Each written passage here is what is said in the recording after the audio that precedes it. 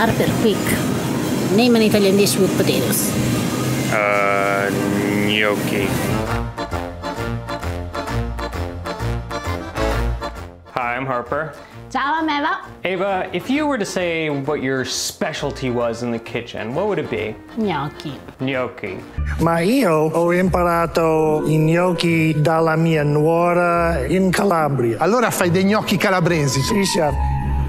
Which is why normally when we have a bunch of potatoes, that's what I ask Eva to make. But apparently, that's against the rules today. Yes, Harper, because everyone thinks that when Italians we have potatoes, we make gnocchi. So today, stop. I'm going to show you that we can do much more with potatoes, and I'm giving you some examples.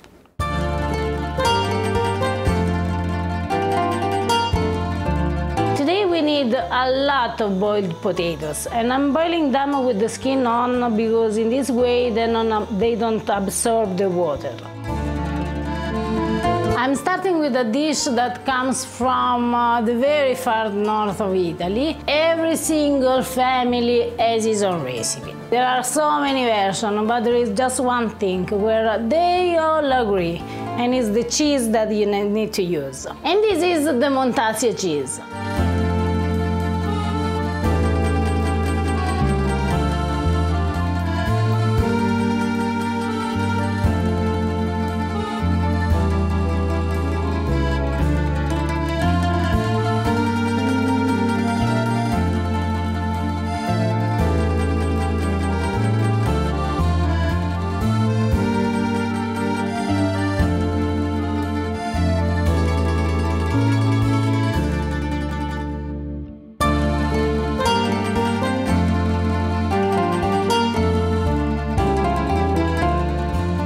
The smell of that cheese is amazing.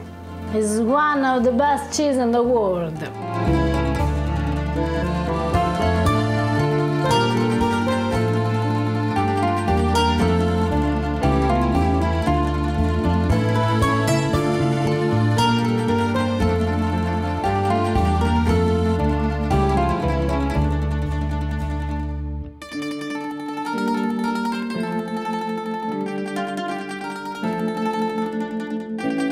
First of all, I just want to say that I just discovered Montasia cheese. I tried the cheese, and it's amazing. It's one of the best cheeses I've ever had. Anyway, I'm all about Montasia cheese now. So Harper, this is the frico, and is a traditional dish from Friuli Venezia Giulia. Well, that's way up there. See, it's up in the north. Now, this was a poor dish because it's made with potatoes, and people over there, they had potatoes, but they used the Montasia cheese, but not like the big shape of Montasia, but the leftover from making the cheese. It was a poor dish that now become a very rich. I haven't tried it yet, but it's a very rich dish. And think that we made the light version because at the end we didn't have a lot of Montasio. This is the light version? See, because usually in Friuli Venezia Giulia is half potatoes, half cheese, which means 500 grams of potatoes, 500 grams of cheese. So I want to go to there. Buon buon appetito. appetito. Mamma mia. It's not surprising that this is good. It's surprising how good it is, though. Also because the Montasio has that magnificent, wonderful albacio taste. I've had some like cheesy mashed potatoes in my day, but this is some good cheesy potatoes. Super simple. If you find the Montasio, it's very easy to do. Hard to beat potatoes and cheese. Knowing Italians, though, I'm pretty sure that isn't enough. I'm pretty sure there are some dishes where we should add some more carbs into the mix. I think that this time we need some pasta. To mash my potatoes, I'm going to use a vegetable meal. And I'm going to use this because in this way my potatoes will be fluffy and creamy. So if you have one, use this.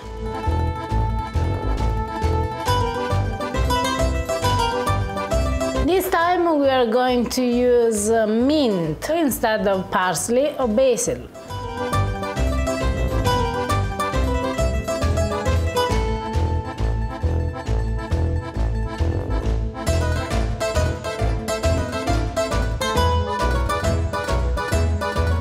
when where this dish is from, we need a lot of cheese.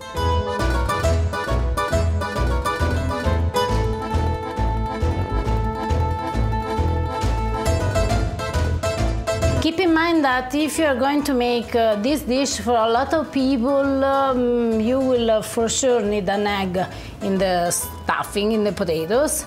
But because I'm making a very small quantity, I don't really need an egg. But I need more cheese.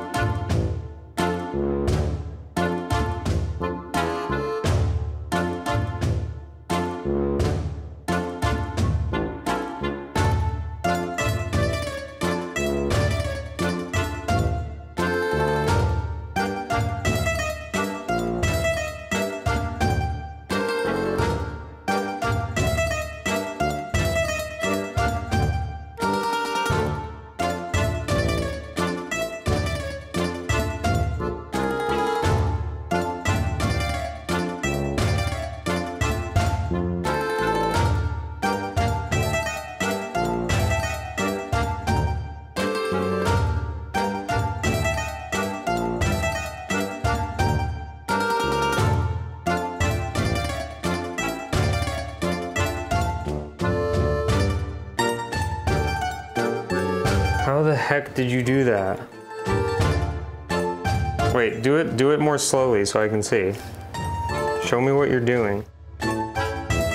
You press the stuffing a little bit, then very gentle, you start from this and you start to pinch. So you're doing like one side at a time? See?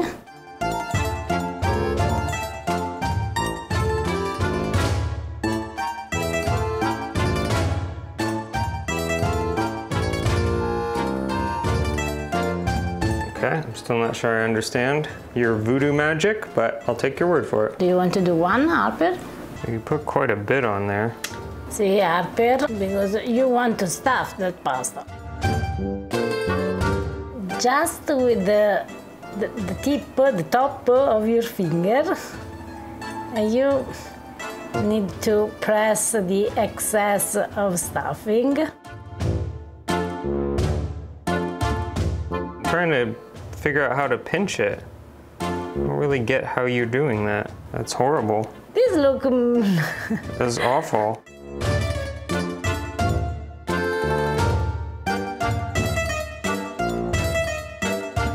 Okay, I still don't understand, but I'm glad you know how to make them. So normally Ava would make a sauce from scratch, but today we happen to have some of the leftover cherry tomato sauce. You can see how we made that in that video. This is the one that Ava made baked first and then in a blender, so the kind of like thicker, more orange one.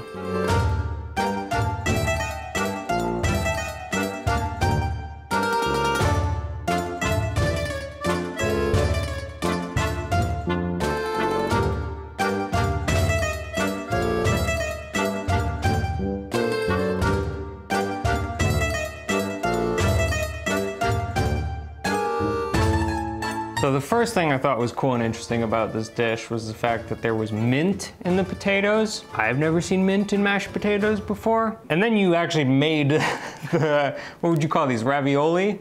No, they have a name. The name is culurgione sogliastrini.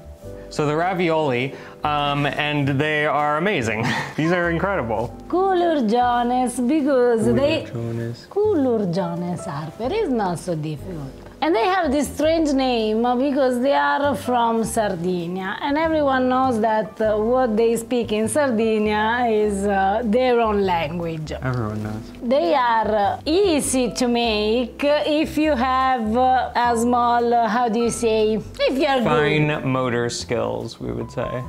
Okay, if you have this. Otherwise, maybe they can be a little bit stressful. They'll probably still taste good, even if they're not quite as pretty. Buon appetito. Okay, I'm going back to the mint.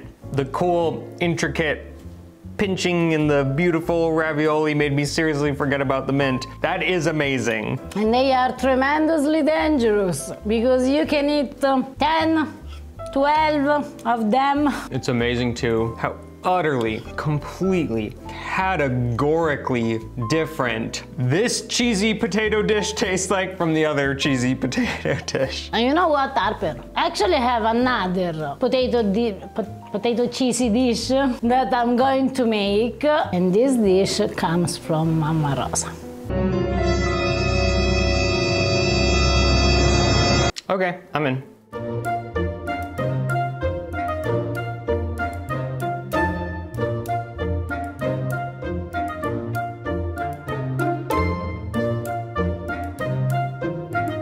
Like my dad says every time, put more cheese because otherwise they taste like potatoes. Yeah, I'm starting to notice a theme here. Which one? Cheesy potatoes. They go very well together. They do, don't get me wrong, I'm not complaining.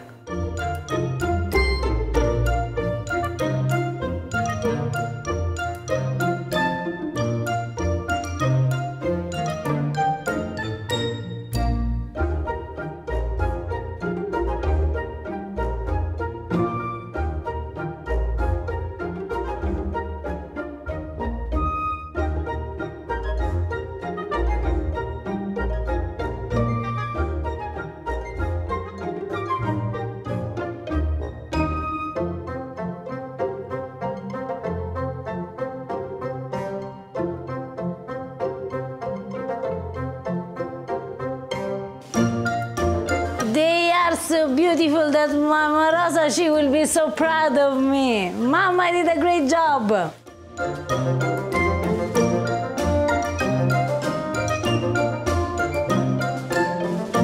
I sort of can't believe I haven't had these. So just as you were saying earlier, gnocchi is your specialty. If Mama Rosa had to pick a specialty, I think it would be like fried things. Fried meatballs, fried zucchini flowers, stuff like that, that's sort of her thing. These are a few of my favorite things. So I'm a little bit shocked that I haven't had these yet. Maybe it's because they're disgusting and she's ashamed of them. When my mama makes this, when Mama Rosa makes this, usually she makes like 30, 40. And they just disappear in the first 2 minutes, not while they are on the table, while she is frying them, because everyone goes and eats. The name of this dish, I will say the name in Calabrese, which is vrascioli patate. But in Napoli they are famous with the name of crocchè di patate. In Palermo they are famous with the name of cazzilli. So Harper, buon appetito! Buon appetito!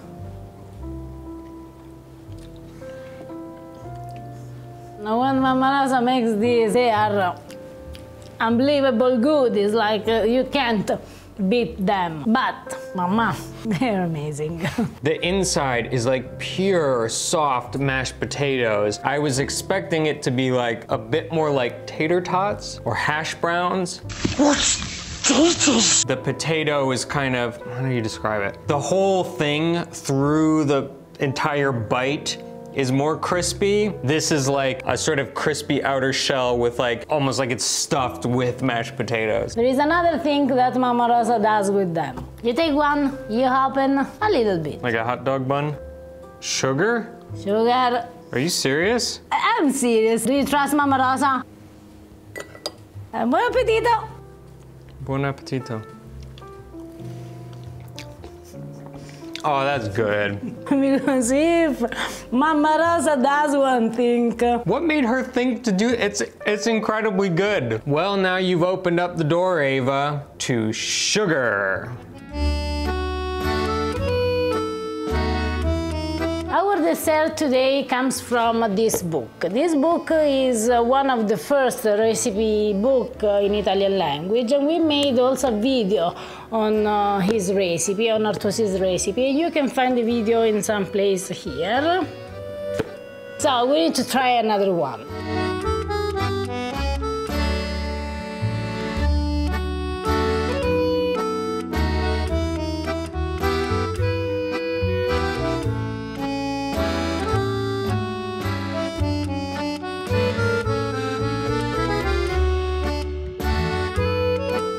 Artosi said in his book that we should do this for at least 1 hour. I'm going to do this for 1 hour, maybe no. But for sure we need to mix it very, very well.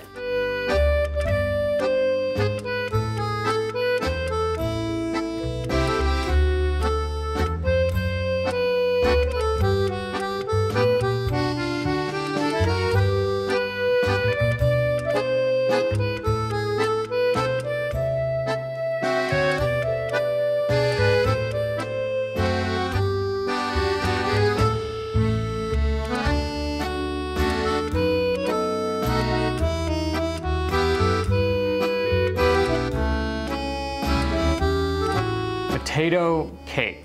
Sweet potato cake, but not sweet potato cake. Potato cake that is sweet. Torta di patate. I've never heard of such a thing.